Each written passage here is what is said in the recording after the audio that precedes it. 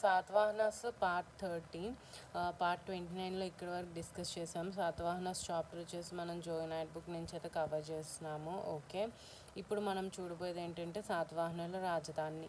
So శాతవాహనుల రాజధాని కోసం కూడా హిస్టారియన్స్కి భిన్న అభిప్రాయాలు ఉన్నాయన్నమాట. విభిన్నమైన అభిప్రాయాలు ఉన్నాయి. బెర్నెట్ అలానే బెర్జెస్.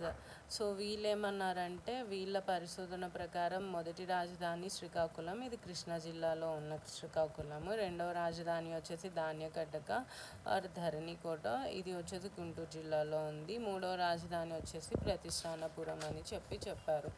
ఓకే, వేరే historians HC Ray Chaudhuri, PT Srinivas, VV Mirasi వీళ్ళు ఏం చెప్పారంటే మొదటి రాజధాని ప్రతిష్టానపుర, సెకండ్ రాజధాని వచ్చేసి ధాన్యకటకం అని చెప్పారు. ఓకే, ప్రతిష్టానపుర అనేది మహారాష్ట్ర ఔరంగాబాద్ జిల్లాలో ఉంది.